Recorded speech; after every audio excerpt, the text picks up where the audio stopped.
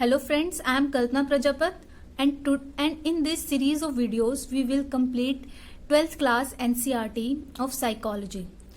Today we will complete topic individual differences. Let's start. तो अभी आप सब बच्चे जो हैं उन्होंने साइकोलॉजी, जैसे कि आप जानते हैं कि एक ऐसा सब्जेक्ट है जिसके अंदर टीचर और स्टूडेंट का एक रिलेशन होना बहुत ज़्यादा ज़रूरी है। इस सब्जेक्ट में कुछ भी चीज़ हमें रटने की ज़रूरत नहीं होती, रटाफिकेशन इसमें नहीं होता। इसके अंदर हमें चीज़ों को अपनी प्रैक्टिकल लाइफ से जोड़ के चलना होता है और उन्हें समझना होता है। तो अब इंडिविजुअल डिफरेंसेस जैसे हमारा टॉपिक है यूनिट 1 का, तो इसके अंदर हम सबसे पहले हम ये जानते हैं कि इंडिविजुअल डिफरेंसेस होते कैसे हैं। जैसे कि आप हर जगह देखते हो, चाहे आप कहीं पे भी जाओ, अपने घर में, अपने स्कूल में, बाहर, हर इंसान, इवन इंडिविजुअल, हर चीज एक दूसरे से अलग है। चाहे वो ह्यूमन बीइंग हो या कोई ट्री हो, फ्लावर हो, हर चीज जो है वो अलग होती है। उनके अंदर डिफरेंसेस होते हैं, उनमें वेरिएशन होती है। तो इंडिविजुअल वेरिएशन जो होते हैं वो कॉमन होते हैं with in and across all species. All species ये सिर्फ इंडिविजुअल में नहीं, ये हर किसी में जितने भी स्पीसीज हैं उसमें ये अलग होते हैं। अब वेरिएशन जो है वो हमारी लाइफ में क्या लाते हैं, कलर लाते हैं और ब्यूटी को एनहांस करते हैं। आप ये सोचो, अगर हर चीज एक ही कलर की हो, चाहे आपको जो भी कलर पसंद हो, अगर आपको पिंक कलर पसंद है तो अगर हर चीज जो है सिर्फ पिंक कलर की है तो क्या आपको अच्छा लगेगा कि ट्रीज भी पिंक कलर के हैं, बर्ड्स भी पिंक, एनिमल्स भी पिंक, ह्यूमन बींग्स भी पिंक? तो वो अच्छा नहीं लगेगा। तो जो कलर्स होते हैं वो हमारी जो ब्यूटी होती है उसको एनहांस करते हैं। तो सारे कलर, सारे जो शेप्स होती हैं वो सारी चीजें मिला के हमारे इंडिविजुअल डिफरेंसेस बनाती हैं। अब जो वेरिएशंस इन इंडिविजुअल, तो इस टॉपिक में हम इंडिविजुअल के वेरिएशंस के बारे में पढ़ेंगे। आप जैसे अपनी क्लास में या आप अपने क्लासमेट्स को देखो तो उसमें फिजिकल वेरिएशन होते हैं। आप सबकी हाइट, आपका वेट, आपका कलर, आपकी स्ट्रेंथ जो है, आपके हेयर जो है, ये सारी चीजें क्या होती है, डिफरेंट होती हैं। तो ये सारे हमारे फिजिकल वेरिएशंस होते हैं। अब आप आगे देखेंगे जैसे कि हमारे मेंटल है, मेंटल लेवल भी सबका सेम नहीं होता, इमोशनली भी सब सेम नहीं होते। जैसे कि कोई टीचर ने डांट दिया या कोई भी ऐसी सिचुएशन हो गई तो हर बच्चा अलग रिएक्ट करता है। अगर टीचर गुस्सा कर रही है तो कोई रो देगा या कोई उसको इतना चुप हो जाएगा। तो हर बच्चे का जो रिएक्शन होता है वो अलग होता है सिचुएशंस में। परसेप्शन भी सबके अलग होते हैं। हर इंडिविजुअल को देखते, जैसे मान लो मेरे सामने अगर कोई अच्छी सी डिश आ गई, अब जैसे तो उस डिश को देखकर हर बच्चे को अलग परसेप्शन वो बनाता है, डिश हो या कोई भी इंसान हो। अब कोई नया स्टूडेंट आपकी क्लास में आता है तो हर बच्चा उसका परसेप्शन अलग बनाता है। कोई उससे फ्रेंडशिप करना चाहता है, कोई सोचता है कि वो बहुत इंटेलिजेंट होगा, उसके बात करने से पहले ही उसकी बॉडी लैंग्वेज को देख के ही हम परसेप्शन बना लेते हैं। सेंसेशन भी ये वेरिएशंस में आता है कि सेंस ऑर्गन को, जो हम सबसे पहले हमारी सेंसेस, जो हमारे सेंस ऑर्गन है, हमारी आईज ने क्या किया, अगर मेरे सामने एक एप्पल है, मेरी आईज ने सबसे पहले क्या किया, उसको सी किया, उसका कलर देखा, तो मैंने क्या बताया सेंसेशन में कि वो रेड कलर का है। तो ये सारी क्या है हमारी जो देखते ही सेंसेस के अकॉर्डिंग जो हमें फील होता है कि कोई स्मेल आ रही है तो हमने फील किया नोज ने हमारी, तो ये सारे सेंसेस में आएंगे। अब क्रिएटिविटी में भी वेरिएशन होता है और लोगों के इंटरेस्ट में वेरिएशन होता है। कोई आउटगोइंग होते हैं और कोई सबमिसिव होते हैं, कोई एरोगेंट होते हैं, कोई डोमिनेंट होते हैं। तो ये इसकी जो लिस्ट है बहुत वेरी वास्ट है। ये एंडलेस जो वेरिएशन होते हैं वो एंडलेस होते हैं। ईच इंडिविजुअल, हर इंसान एक यूनिक है। आप ये नहीं कह सकते कि किसी इंसान में कोई अच्छी चीज है ही नहीं। ये हमारा, जैसे हम मार्क्स के अकॉर्डिंग बोल देते हैं कि ये बच्चा जो है ये इंटेलिजेंट है, ये इंडिविजुअल इंटेलिजेंट है, और जिसके मार्क्स ज्यादा नहीं आ रहे हम बोलते हैं कि वो इंटेलिजेंट नहीं है। तो ये जो हमारा परसेप्शन है जो हमारी सोसाइटी का, ये बिल्कुल गलत है। हर इंडिविजुअल में कोई ना कोई कैलिबर और यूनिकनेस और क्वालिटीज होती है, तो हमें किसी को कंपैरिजन करना ही नहीं चाहिए। तो ईच इंडिविजुअल इज यूनिक। अब वो साइकोलॉजिस्ट, अब जो साइकोलॉजिस्ट जो होते हैं वो इंडिविजुअल डिफरेंसेस के बारे में क्या सोचते हैं? तो साइकोलॉजिस्ट जो होते हैं वो individual differences refer to distinctiveness and variation among peoples characteristics and behaviour patterns. तो जो साइकोलॉजिस्ट होते हैं वो रेफर करते हैं कि जो भी इंडिविजुअल में उनके वेरिएशन है, उनके फीचर्स, कैरेक्टरिस्टिक्स मतलब फीचर्स, उनकी बॉडी लैंग्वेज आ गई, उनका फिजिक आ गई, उनका मेंटल लेवल आ गया, उनका बिहेवियर आ गया। तो जो साइकोलॉजिस्ट होते हैं वो भी इसी के अकॉर्डिंग क्या बताते हैं, इंडिविजुअल डिफरेंसेस को बताते हैं। साइकोलॉजिस्ट, अब जो साइकोलॉजिस्ट होते हैं वो इंडिविजुअल डिफरेंसेस को 2 टाइप्स में कैटेगराइज करते हैं। कुछ साइकोलॉजिस्ट कहते हैं इंडिविजुअल डिफरेंसेस को बताते हैं उनके पर्सनल ट्रेट और क्वालिटीज के बारे में, कि जो वो उनकी फिजिक में कैसे हैं, उनका ये सारी जो उनकी जो बाहरी जो चीजें होती हैं उनको देख के, क्वालिटीज को देखकर वो उनको डिस्क्राइब करते हैं, उनमें डिफ्रेंशिएट करते हैं। जबकि कुछ जो साइकोलॉजिस्ट होते हैं वो सिचुएशनल फैक्टर्स, वो सिचुएशन को देखते हैं कि कोई भी इंडिविजुअल और किसी सिचुएशन में कैसे बिहेव करता है, उसके अकॉर्डिंग वो इंडिविजुअल डिफरेंसेस को सेट करते हैं। तो इसे वो सिचुएशनिज्म भी कहते हैं। जैसे एक एग्जांपल है कि आपका बिहेवियर आपकी फ्रेंड्स के साथ जो होता है, आप अपने दोस्तों से अलग लैंग्वेज में बात करते हो, उनको अपने सीक्रेट्स बताते हो, लेकिन आप जैसे ही अपने टीचर से बिहेव करते हो तो टीचर से आपका बिहेवियर जो होता है वो अलग होता है। अपने पेरेंट्स से आप अलग टाइप से बिहेव करते हो। तो आप जो सिचुएशन के अकॉर्डिंग और सर्कमस्टांसिस के अकॉर्डिंग आप क्या करते हो, अपना जो बिहेवियर है वो अलग अलग तरीके से करते हो। तो हम कह सकते हैं कि जो सिचुएशन और सर्कमस्टांसिस हैं in which one is placed influence one's behaviour, कि कोई भी सिचुएशन या सर्कमस्टांसिस जिसके अंदर इंडिविजुअल को प्लेस किया जाता है तो वो क्या करता है, इंडिविजुअल के बिहेवियर को इन्फ्लुएंस करता है। अब आगे हमारा ह्यूमन बिहेवियर जो होता है, तो हम कह सकते हैं जो भी ह्यूमन का बिहेवियर होता है वो रिजल्ट होता है of influence of external factors. तो आप ये सब देखोगे ये सारे एक्सटर्नल फैक्टर्स हैं। अगर हमारे सामने हम अपने दोस्तों के साथ मस्ती कर रहे हैं, अगर अचानक से टीचर आती है तो हम एकदम में चुप हो जाते हैं। तो ये टीचर का अचानक से आना, तो ये क्या है, हमारा एक्सटर्नल फैक्टर है। तो ये सारी चीजें हमारे सिचुएशनिज्म पे डिपेंड होती है और हम इन्हें सिचुएशनिज्म कहते हैं। अब आता है हमारा असेसमेंट ऑफ साइकोलॉजिकल एट्रीब्यूट। जो साइकोलॉजिकल एट्रीब्यूट्स होते हैं उनका हम असेसमेंट कैसे करते हैं, कैसे हम बताते हैं कि ये इन इंडिविजुअल में क्या क्या डिफरेंसेस हैं, इसका पैरामीटर क्या होता है। अब इसके अंदर है एट्रीब्यूट। सबसे पहले हमें ये पता होना चाहिए कि एट्रीब्यूट होता क्या है। एट्रीब्यूट क्या होता है, एक a believe that something was caused और डन बाय समबडी और समथिंग। एट्रीब्यूट का मतलब होता है एक बिलीव करना दैट समथिंग वॉज कोज्ड और डन बाय समबडी, कि किसी ने कोई भी चीज करी है, ठीक है, उस पे बिलीव करना, ठीक है, एट्रीब्यूट। जैसे कि मैंने कहा कि ये जो मेरे हाथ में पेन है, अब ये पेन क्या है, ब्लू कलर का है। तो अब ये एट्रीब्यूट, इसका एट्रीब्यूट क्या हो गया कि मैंने इसका कलर देखकर बताया कि ये ब्लू कलर का पेन है और हमने फिर बिलीव कर लिया, तो ये क्या हो गया, एट्रीब्यूट में आ गया। ठीक है, जैसे साइकोलॉजी। अब साइकोलॉजी क्या होती है, हमारी ग्रीक वर्ड होता है, आपने 11th स्टैंडर्ड में पढ़ा होगा इसके बारे में। तो साइकोलॉजी जो हमारी साइकी और लोगोस। जो साइकी का मतलब होता है हमारी सोल, हमारी आत्मा, और लोगोस का मतलब होता है स्टडी।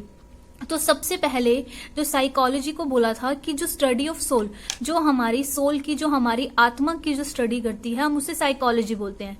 लेकिन 17th और 18th सेंचुरी तक आते आते ये कॉन्सेप्ट चेंज हो गया। फिर हमने बोलने लगे, साइकोलॉजिस्ट बोलने लगे कि जो स्टडी ऑफ माइंड की, जो माइंड की स्टडी करे, हम उसको साइकोलॉजी बोलेंगे। अब जो सोल और माइंड जो होते हैं वो एब्स्ट्रैक्ट मटेरियल होते हैं, हम उनको मेजरमेंट नहीं कर सकते, उनका वो एब्स्ट्रैक्ट होते हैं। तो इसलिए ये जो दोनों व्यूज थे उनको रिजेक्ट कर दिया गया। तो प्रेजेंट में, एट प्रेजेंट, जो साइकोलॉजी जो होती है उसको हम कहते हैं जो स्टडी ऑफ ह्यूमन बिहेवियर। जो ह्यूमन बिहेवियर की स्टडी करती है हम उसको साइकोलॉजी कहते हैं। तो ये प्रेजेंट में है क्योंकि ह्यूमन बिहेवियर में हम सारी चीजों को इंक्लूड करते हैं, उसका क्वालिटेटिव मेजर, उसका क्वांटिटेटिव मेजर्स, सारी चीजें उसमें इंक्लूड होती है। तो इसलिए हम स्टडी ऑफ ह्यूमन बिहेवियर कहते हैं। तो हमने एट्रीब्यूट देखा। एट्रीब्यूट क्या होता है, एट्रीब्यूट में हमने समझा कि किसी भी चीज को देखकर उसको बिलीव कर लेना कि ये चीज ऐसे है। जैसे मैंने एक एप्पल को देखा और मैंने बिलीव कर लिया क्योंकि मुझे पहले से बताया गया है कि एक रेड कलर की चीज है जिसकी शेप ऐसी है, ठीक है, जो टेस्ट में ऐसी होगी। तो जो उसकी क्वालिटीज मुझे पहले बताई गई है, तो मेरे सामने जब मैंने एप्पल देखा, मैंने पहले बुक में पढ़ा था, जब रियलिटी में देखा तो मैंने अपने परसेप्शन से मैंने रिकॉल किया और मुझे पता चला उसके एट्रीब्यूट, उसकी क्वालिटीज को देखकर कि हाँ ये जैसे मैंने बुक में देखा था ये वैसे ही लग रहा है, तो ये भी क्या है, एक एप्पल है। तो अब साइकोलॉजिकल एट्रीब्यूशन होता क्या है? तो साइकोलॉजिकल एट्रीब्यूशन क्या होता है? एक प्रोसेस होता है by which individuals explain the causes of behaviour and events. एक ऐसा एट्रीब्यूट होता है जिसका एक प्रोसेस होता है जिसमें इंडिविजुअल होते हैं, वो अपना जो बिहेवियर, आपका उनका बिहेवियर ऐसा क्यों है या ऐसा इवेंट जो हुआ उन्होंने ऐसा बिहेव क्यों किया, तो उस चीज के बारे में वो बताते हैं, वो एक्सप्लेन करते हैं, वो उस प्रोसेस को बताते हैं। जैसे कि जो हमारे प्रेसिडेंट जो थे, जो डॉक्टर एपीजे अब्दुल कलाम जो थे, जिनको हम मिसाइल मैन भी कहते हैं, तो वो बोलते थे कि आप जीवन में जब भी सक्सेसफुल होगे जब आप हार्ड वर्क करोगे। तो वो सक्सेस का जो क्रेडिट है वो किसको देते हैं? हार्ड वर्क को देते हैं। तो ये क्या है? उनका साइकोलॉजिकल एट्रीब्यूट है। तो ये सारी जो चीजें होती हैं वो साइकोलॉजिकल एट्रीब्यूट्स में आती हैं। अब जो साइकोलॉजिकल एट्रीब्यूट्स जो है उसको हम मेजरमेंट उसका कैसे करते हैं? तो असेसमेंट जो होता है, असेसमेंट यानी मेजरमेंट करना, वो फर्स्ट स्टेप होता है साइकोलॉजिकल एट्रीब्यूट को समझने का, उसको अंडरस्टैंडिंग में लाने का। जो फर्स्ट स्टेप क्या है? मेजरमेंट करना, मीन्स उसका असेसमेंट करना। कोई भी attribute which will be said to exist in a person only if it can be measured by using scientific procedure. हम किसी भी चीज को साइकोलॉजिकल एट्रीब्यूट जब कहेंगे कि ये एक पर्सन में एग्जिस्ट करता है, जब हम उसको साइंटिफिक तरीके से हम उसको मेजर कर लेंगे। ये नहीं कि किसी ने बोला कि अच्छा ये बहुत इंटेलिजेंट है, या ये बहुत अच्छा डांस करती है लड़की, या ये लड़का बहुत अच्छा सिंगर है। ये सब चीजें हम जब तक बिलीव नहीं करेंगे, जब तक हम अपना एक साइंटिफिक प्रोसीजर नहीं अपनाएंगे उसको मेजर करने का, जब तक हम उनका टेस्ट नहीं लेंगे, जो एक स्टैंडर्डाइज टेस्ट नहीं लेंगे, असेसमेंट नहीं करेंगे चाहे फॉर्म, तो ये सारे आ गया साइकोलॉजिकल एट्रीब्यूट में। अब है इसके अंदर इसका असेसमेंट हम कैसे कर सकते हैं? इसका असेसमेंट हम फॉर्मल तरीके से भी कर सकते हैं और नॉन फॉर्मल। फॉर्मल होगा कि ऑब्जेक्ट, फॉर्मल जो होता है वो ज्यादा रिलायबल होता है उसके अंदर, क्योंकि जो उसके जो रिजल्ट होते हैं वो सेम होते हैं, चाहे जो भी इंडिविजुअल उसका असेसमेंट फॉर्मल तरीके से करेगा। जैसे कि कोई आप एग्जाम देते हो, उसका आपने आंसर लिखा और वो 1 वर्ड का आंसर है, या आंसर उसका फिक्स है, तो कोई भी टीचर आपकी आंसर कॉपी को चेक करेगा तो वो सेम ही मार्क्स देगा। तो वो क्या होगा? हमारा स्टैंडर्डाइज आ जाएगा उसके अंदर जो असेसमेंट होगा। तो फॉर्मल में हमारे ऑब्जेक्टिव होता है, उसका एक ऑब्जेक्टिव होता है, स्टैंडर्डाइज होता है वो, और एक ऑर्गेनाइज वे में होता है जो टेस्ट होता है, असेसमेंट होता है। अब इनफॉर्मल असेसमेंट भी करते हैं हम। जैसे आपकी क्लास में टीचर आपको पढ़ाती है, तो टीचर को पता है कि किस बच्चे में क्या कैलिबर है। अगर टीचर का आपके साथ जो है जो इन्वॉल्वमेंट ज्यादा है, तो टीचर को सब पता होता है। जैसे टीचर अगर क्लास से बाहर जाती है और इतने में बच्चे लड़ाई कर लेते हैं, तो बाहर अगर टीचर गई हुई है और कोई बच्चा मॉनिटर जाके शिकायत करता है कि मैम क्या कहते हैं ये लड़ रहे हैं, तो टीचर को नाम बताने से पहले टीचर समझ जाती है कि हाँ उस बच्चे ने लड़ाई करी होगी, क्योंकि टीचर को हर बच्चे के बारे में पता होता है। इसलिए हम कहते हैं कि टीचर के पास एक तीसरी आंख भी होती है, जो क्लास में प्रेजेंट ना होते हुए भी बच्चों के बारे में जान लेती है कि बच्चे क्या कर सकते हैं और कौन सा बच्चा किसमें क्या कैलिबर है। तो इसलिए टीचर का रोल जो होता है वो बहुत ज्यादा होता है। अब असेसमेंट इनफॉर्मल में सब्जेक्टिव में भी आपने देखा होगा अपने घर में या आप अपने फ्रेंड्स में देखते होंगे। इनफॉर्मल असेसमेंट, किसी की ड्राइंग देखिए, आपको नहीं पता कि ड्राइंग की चेकिंग कैसे करते हैं, कैसे कलरिंग वगैरह, कौन से स्टैंडर्ड बने हुए हैं ड्राइंग में ग्रेडिंग करने के, लेकिन आपको अपनी फ्रेंड की ड्राइंग बहुत पसंद है, तो आपने एक सब्जेक्टिव वे में, एक इनफॉर्मल तरीके से बोला कि ये बहुत अच्छी है। और ये सारी चीजें जो करती हैं पर्सन टू पर्सन वेरी करती हैं। जैसे कोई आप खाना ले लीजिए, किसी को पनीर की सब्जी बहुत पसंद है लेकिन दूसरे बच्चे को नहीं पसंद है, दूसरे इंडिविजुअल को नहीं पसंद वो। कोई फ्रूट ले लीजिए, तो कोई डेस्टिनेशन ले लीजिए, तो ये सब इनफॉर्मल तरीके होते हैं जो पर्सन टू पर्सन वेरी करते हैं। Attribute chosen depends upon our purpose. अब जो एट्रीब्यूट जो हम चूज कर रहे हैं, ठीक है, वो हमारे पर्पस पे भी डिपेंड करता है। हर इंडिविजुअल में बहुत सारी क्वालिटीज होती हैं। कुछ क्वालिटीज ऐसी होती है कि हम उनको मेजर भी नहीं कर सकते, वो पता भी नहीं होता कि हाँ वो, क्योंकि वो सिचुएशन पे भी डिपेंड करती है। जैसे आपने देखा होगा जब आपके ऊपर कोई रेस्पॉन्सिबिलिटी आती है तो जिसको हम केयरलेस कहते हैं, लेकिन वो इंसान भी, वो इंडिविजुअल भी उस सिचुएशन में बहुत अच्छा परफॉर्म करता है, अपनी रिस्पॉन्सिबिलिटी को हैंडल करता है। तो एट्रीब्यूट्स अब हम देखते हैं कि हम किस क्राइटेरिया के लिए हम उसका असेसमेंट करना चाह रहे हैं, तो एट्रीब्यूट उस पर डिपेंड करेगा। जैसे कि हमें मान लो क्लास का एक मॉनिटर हमें अपॉइंट करना है, तो हम उस एट्रीब्यूट को देखेंगे कि उस किस बच्चे में लीडरशिप की क्वालिटी है, मेजोरिटी किसके साथ है, बच्चे किसको मॉनिटर बनाना चाहते हैं, या हमें मान लो कोई पेंटिंग कंपटीशन में भेजना है किसी को, तो हर चीज का जो क्राइटेरिया, पर्पस, ये सब अलग होते हैं। अब psychological assessment uses systematic testing. इसके अंदर जो टेस्टिंग होती है वो सिस्टमेटिक वे में होती है। प्रोसीजर जो होता है वो इवेलुएट करने का एबिलिटी को, बिहेवियर को, and personal qualities of individual, और इंडिविजुअल की पर्सनल क्वालिटीज को। अब ऐसे नहीं कि मान लो कि कोई एक दिन आया क्लास में और उसने, या कहीं पे भी आप जाते हो, आप किसी शादी में गए या आप कहीं मेट्रो में जा रहे हो, आप तो आप किसी को एक बार देखते ही आप उसको जज करना, वो गलत बात होती है। तो अगर आपको उसका टेस्ट करना है तो पूरा सिस्टमेटिक प्रोसीजर आपको अडॉप्ट करना होता है, इवेलुएट करने के लिए उसकी एबिलिटी को, उसके बिहेवियर को और उसकी क्वालिटीज को। तो जो असेसमेंट होता है, असेसमेंट के डिफरेंट मेथड्स होते हैं। तो हमारा जो फर्स्ट मेथड है वो है साइकोलॉजिकल टेस्ट। अब साइकोलॉजिकल टेस्ट जो है वो ये क्या है, ये टेस्ट जो होता है ये it's an objective and standardize measure of an individual's mental और बिहेवियरल कैरेक्टरिस्टिक्स। अब जो इस टेस्ट के अंदर ये एक ऑब्जेक्टिव और स्टैंडर्डाइज होता है। अब ऑब्जेक्टिव का मतलब क्या है और सब्जेक्टिव में, जैसे आप अपने आंसर्स लिखते हो, ठीक है।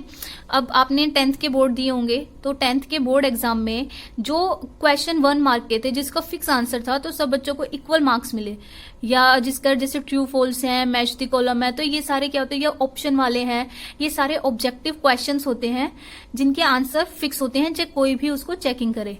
और ये स्टैंडर्डाइज होते हैं, एक स्टैंडर्ड होता है कि 6th क्लास के बच्चे को ये आना चाहिए, या बोर्ड में एक स्टैंडर्ड बना देते हैं कि आपको इस लेवल के क्वेश्चंस पूछने हैं, कि नॉलेज पे इतने बेस्ड होने चाहिए, बच्चों की अंडरस्टैंडिंग हमें चेक करनी है, हमें स्किल्स चेक करनी है।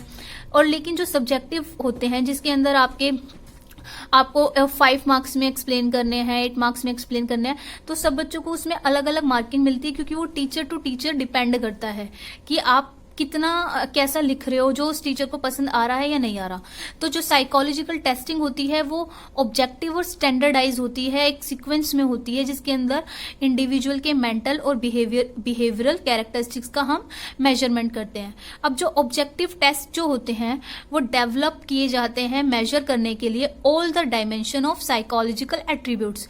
जो भी एक इंसान के साइकोलॉजिकल एट्रीब्यूट्स है, जो हमने अभी डिस्कस किए थे कि उसकी इंटेलिजेंस क्या है, उसका एप्टीट्यूड क्या है, वो एक सिचुएशन में कैसे चीजों को हैंडल कर रहा है, कैसे किसी चीज को एक्सप्लेन कर रहा है, तो ये सारी चीजें उसकी साइकोलॉजिकल एट्रीब्यूट्स आती है। तो हम उसमें उसका, जैसे आपने अभी ये आगे जैसे क्लिनिकल डायग्नोसिस करना ऑब्जेक्टिव टेस्ट में, गाइडेंस, पर्सोनल सिलेक्शन करना, जैसे आप जा रहे हो किसी कंपनी में इंटरव्यू देने के लिए, तो वहां पे पर्सोनल सिलेक्शन होता है, प्लेसमेंट और ट्रेनिंग में, तो वो एक छोटा सा टेस्ट लेते हैं और उसी टेस्ट से पता चल जाता है कि बच्चे क्या सोचते हैं। जैसे एंट्रेंस एग्जाम होते हैं, उस एंट्रेंस एग्जाम में अभी आप किसी को MBBS की पढ़ाई करनी है या किसी को लॉयर बनना है, तो उसे क्लैट का एग्जाम देना है, तो अब उसे पूरा क्लैट की नॉलेज तो है नहीं लॉ की, लेकिन वो जो क्वेश्चंस होते हैं उन क्वेश्चन से बच्चे का मेंटल लेवल पता चल जाता है कि वो इस प्रोफेशन में जाने के लायक है या नहीं है, तो वो उसके एप्टीट्यूड का टेस्ट हो जाता है। तो साइकोलॉजिकल टेस्टिंग हो जाती है वहां पे। अब सेकंड है इंटरव्यू लेना। अब जो बड़ी बड़ी पोस्टें होती हैं वहां पे लोगों का इंटरव्यू लिया जाता है। आप जाओगे, जैसे UPSC है, UPSC इंटरव्यू कंडक्ट करती है, क्योंकि इंटरव्यू में जो है एक इंसान की ओवरऑल पर्सनैलिटी पता चलती है, उसके सोचने का तरीका, कि हमने एक क्वेश्चन दिया तो ऑन द स्पॉट वो क्या रिस्पॉन्स कर रहा है, उसके बात करने का तरीका, उसके जो व्यूज हैं, हर चीज हमें एक जज कर लेते हैं हम इंटरव्यू में। एक इंसान को पहले रिटन टेस्ट लिया, उसके बाद हमने इंटरव्यू लिया, तो ये इंटरव्यू भी एक साइकोलॉजिकल एट्रीब्यूट को मेजर करने का मेथड है। अब थर्ड है हमारी केस स्टडी। अब केस स्टडी जो होती है वो एक डेप्थ में, इन डेप्थ स्टडी करना किसी भी इंडिविजुअल की, उसके साइकोलॉजिकल एट्रीब्यूट्स और लाइफ हिस्ट्री के बारे में केस स्टडी अगर की जाती है ना, तो उसके लाइफ से रिलेटेड हर चीज को देखा जाता है। जैसे आपने देखा होगा कि कुछ स्पेशल बच्चे होते हैं जिनको कुछ प्रॉब्लम है, या कुछ हाइपर एक्टिव बच्चे हैं आपकी क्लास में भी, या कहीं आप बाहर भी देखते हो, तो उनके बारे में इन डेप्थ स्टडी की जाती है। जो साइकोलॉजिस्ट होते हैं वो क्वेश्चन पूछते हैं पूरे, कि बचपन से लेके क्वेश्चन पूछते हैं। या जैसे आपने देखा होगा, जैसे गाइडेंस और काउंसलिंग के लिए जब जाते हैं या साइकोलॉजिस्ट के पास जाते हैं, तो पूरी चीजें पूछते हैं कि आपने बचपन में क्या हुआ था, क्या नहीं हुआ था, आप यंगस्टर में, टीनेजर में आपने क्या किया, क्या नहीं किया। वो हर छोटी से छोटी चीज, उसकी लाइफ हिस्ट्री कैसी है, उसके इंटरेस्ट कैसे हैं, उसकी फैमिली का बैकग्राउंड कैसा है। अब बच्चा मान लो कोई डिप्रेशन में है, डिप्रेस्ड है, तो एक टीचर को देखना होता है वहां पे कि उसके फैमिली का बैकग्राउंड कैसा है। वो पहले ऐसे डिप्रेस नहीं रहता था, अब रह रहा है, तो पूरे हर चीज के बारे में देखना तो हमारी वो केस स्टडी में आता है। अब है हमारा ऑब्जर्वेशन। ऑब्जर्वेशन जो होता है, इसके अंदर हम क्या करते हैं, employing systematic, organized and objective procedure to record behavioral phenomena occurring naturally in real time। जो ऑब्जर्वेशन होता है उसके अंदर एक सिस्टमेटिक तरीका होता है। ऑब्जर्वेशन आप एक दिन किसी को ऑब्जर्व करके जज नहीं कर सकते। जैसे मैंने आपको बताया, आप मेट्रो में जा रहे हो और वहां पे कोई बहुत ज्यादा आपसे रूडली बात करता है, ठीक है, आप उस रूडली बात करने को देख के एक बार में ही जज नहीं कर सकते कि वो पर्सन कैसा है, क्योंकि क्या पता उसके फैमिली में कोई प्रॉब्लम हो, उसके साथ कोई प्रॉब्लम हो, कुछ हुआ हो, उसकी तबीयत ठीक ना हो और इस वजह से वो ऐसा बिहेव कर रहा हो। तो हमें ऑन द स्पॉट किसी को लेके जजमेंट नहीं करनी चाहिए। तो ऑब्जर्वेशन में हमें साइकोलॉजिकल एट्रीब्यूट्स देखने के लिए उसका एक लंबा प्रोसेस होता है, एक सिस्टमेटिक वे में, हर चीज में, कि रियल लाइफ में, सिचुएशंस में वो कैसे बिहेव कर रहा है, कि कहीं वो आर्टिफिशियल बिहेव तो नहीं है उसका, कि टीचर के सामने या आपके सामने आपका फ्रेंड बिहेव कर रहा हो और पीछे वो बुली कर रहा हो। ये कहीं भी आप लाइफ में देखोगे तो ये सारी ऑब्जर्वेशन एक सिस्टमेटिक वे में होती है। और अब हमारा नेक्स्ट है हमारा सेल्फ रिपोर्ट। सेल्फ रिपोर्ट में क्या करते हैं, जैसे कि person provides factual information about himself, herself, opinion, believe etcetera. तो इसके अंदर जो इंडिविजुअल होता है जिसका हमें असेसमेंट करना है, हम उसको कुछ क्वेश्चंस दे देते हैं। जैसे मैंने आपको यूपीएससी का एग्जांपल दिया, तो यूपीएससी बहुत वास्ट है, उसके अंदर जो क्वेश्चंस होते हैं उसके अंदर उस को जज किया जाता है, उसके मेंटल लेवल को चेक किया जाता है कि इस सिचुएशन में ये कैसे रिएक्ट करेंगे, ये इनके दिमाग में क्या है, क्या बिलीव है, क्या ओपिनियन है, कहीं इनके अंदर क्या कहते हैं कास्टिज्म, रिलीजनिज्म और ये सारी चीजें तो नहीं है। हर चीज जो है वो पता चल जाती है। तो सेल्फ रिपोर्ट में उनको अपने लाइक डिसलाइक हर चीज के बारे में पूरा सब्जेक्टिव वे में या ऑब्जेक्टिव वे में उन्हें बताना होता है।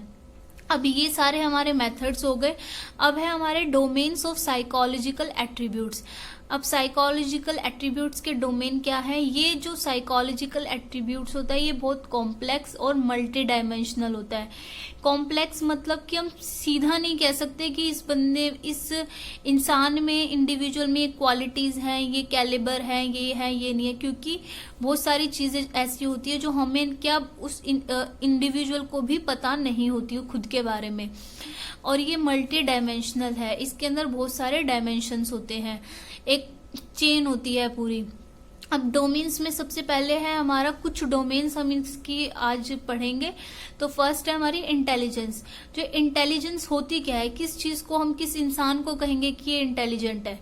तो इंटेलिजेंट का मतलब होता है it is the aggregate ability, किसी की एग्रीगेट एबिलिटी। ये नहीं सिर्फ एक चीज में नहीं, हर चीज में एग्रीगेट, हर चीज में जो एग्रीगेट एबिलिटी देखना, टू एक्ट पर्पसफुली, कि वो इंसान, वो इंडिविजुअल पर्पसफुली कैसे वो एक्ट कर रहा है, वो कितना थिंकिंग उसकी रेशनल है, और वो to deal effectively with the environment के साथ वो कितना इफेक्टिवली वो डील कर रहा है, कैसे वो डीलिंग उसकी है। जैसे कि एग्जांपल ले लेते हैं, अभी एक मान लो आपकी क्लास में कोई बच्चा आया या आप कहीं बाहर जा रहे हो, आप तो वहां पे आप देखते हो कि कोई जो है दो हस्बैंड वाइफ जो है लड़ रहे हैं, तो वो क्या किया, टू एक्ट पर्पसफुली कहीं तो हम देखेंगे कि अब वो लड़ रहे हैं तो उसके अंदर उसकी वाइफ बोलती है, जैसे आपने देखा भी होगा कि आप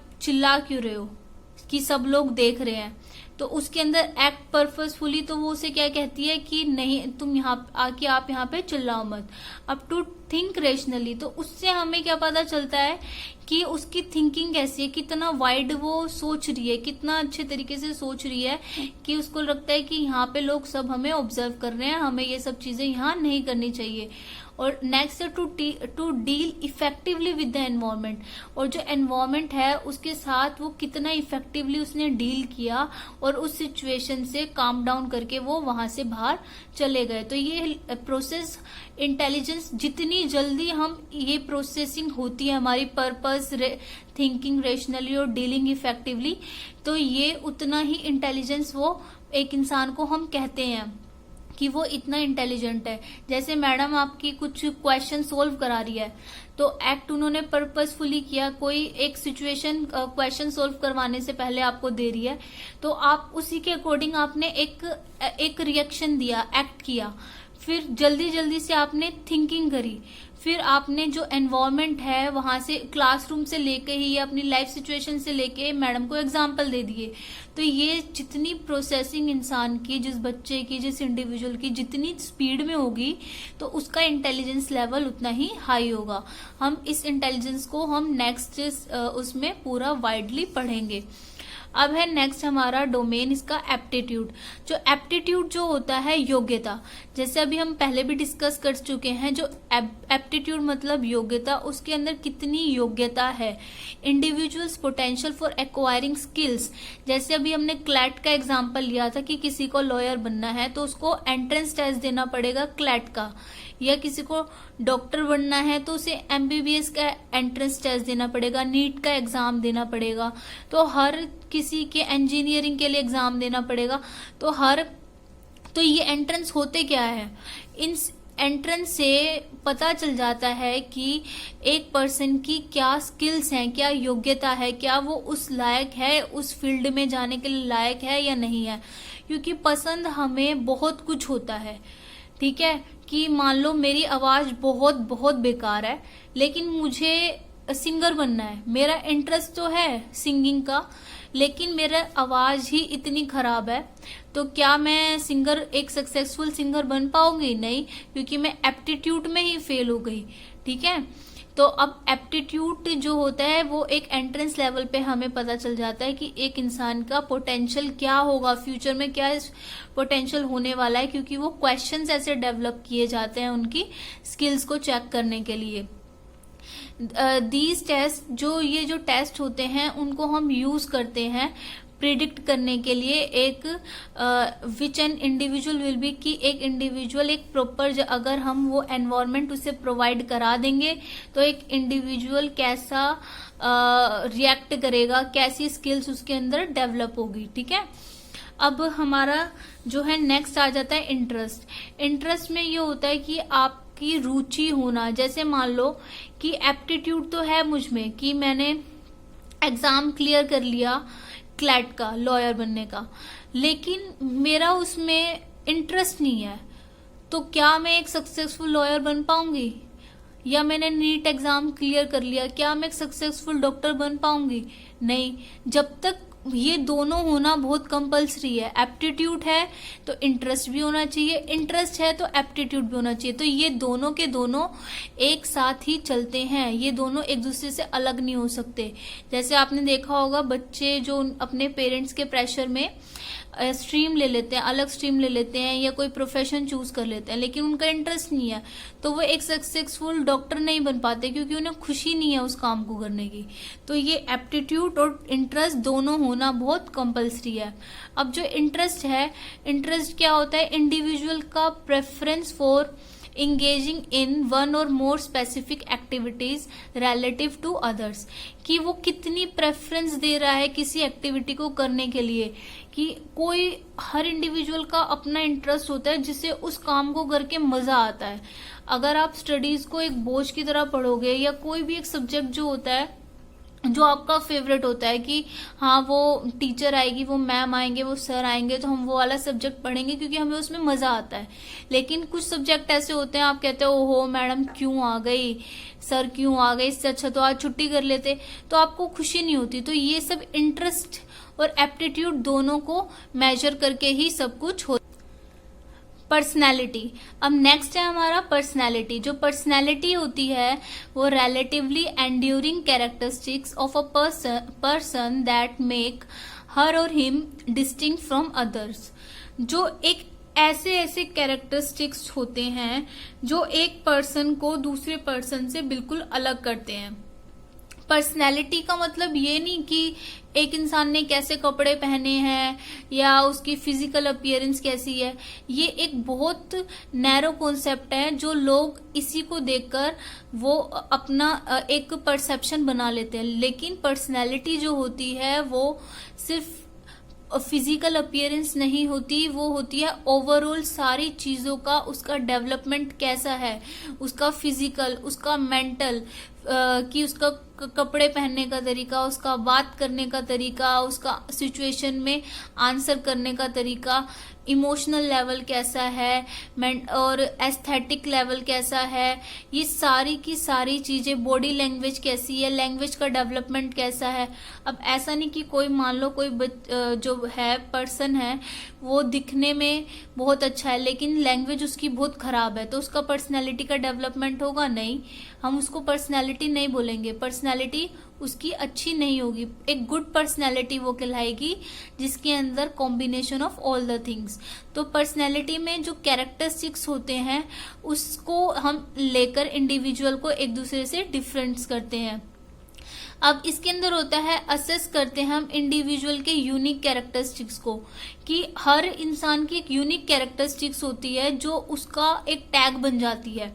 जैसे मान लो कि आपकी क्लास में कोई, हर बच्चे की एक यूनिक कैरेक्टरिस्टिक होती है जिससे आप पहचान लेते हो कि कोई बच्ची जो है आपकी क्लास में बहुत अच्छा गाती है, तो उसका नाम लेती है, आपके दिमाग में आता है, जैसे हमने लिया राधा, तो राधा का नाम लेते ही आपके दिमाग में अच्छा राधा, अरे वो तो बहुत अच्छी सिंगर है। हमने बोला क्या कहते हैं राहुल, तो राहुल अच्छा वो तो बहुत अच्छा बैट्समैन है। तो या फिर हम उसके जो बाहरी जो फिजिकल अपीयरेंस से भी हम उनको कह देते हैं अच्छा वो वाले मैम जिनके छोटे हेयर कट हैं, जिनके haircut short haircut हैं। तो हर इंडिविजुअल की एक यूनिक कैरेक्टरिस्टिक से मिला के पर्सनैलिटी बनती है। अब और गुड पर्सनैलिटी तो आपको मैंने बता ही दिया कि जो कॉम्बिनेशन होता है हर चीज का। अब यहाँ पे ये जो है हमें हेल्प करती है एक्सप्लेन करने में an individual's behaviour and predict how she और विल बिहेव इन फ्यूचर। इस पर्सनैलिटी से हमें पता चल जाता है कि ये फ्यूचर में कैसा ये इंडिविजुअल बनेगा, कैसा ये बिहेव करेगा। ठीक है, अब है लास्ट हमारा वैल्यूज। वैल्यूज जो होते हैं इसके अंदर आता है enduring beliefs about an ideal mode of behaviour, कि हमारे बिलीव्स क्या है। हर वैल्यूज जो होते हैं हर सोसाइटी के अलग होते हैं। ठीक है, अभी मान लो कि आप देखोगे इंडियन कल्चर में कि बड़ों के पैर छूना ये इंडियन कल्चर का वैल्यू है, लेकिन अगर किसी एल्डर को रिस्पेक्ट देने के लिए, लेकिन अगर आप फॉरेन कंट्री में जाओगे, आप यूएस जाओगे, तो वहां पे एल्डर को रिस्पेक्ट अलग तरीके से दी जाती है। आप कहीं अफगानिस्तान जाओगे, पाकिस्तान जाओगे, या आप कहीं दूसरे कंट्री में दूसरे उसमें जा रहे हो, तो हर कंट्री की अपनी अपनी वैल्यू होती है। तो हमें लोगों को जज नहीं करना चाहिए, क्योंकि वो लोग जो होते हैं वो अपने कंट्री की अपनी वैल्यूज के अकॉर्डिंग बिहेव करते हैं। ठीक है, तो जो वैल्यूज जो होती हैं एक आइडियल हम परसेप्शन बना लेते हैं, और इन वैल्यू असेसमेंट भी हम ट्राई करते हैं डिटरमाइन करने का कि जो dominant values of a person, एक पर्सन की डोमिनेंट वैल्यूज कैसी हैं।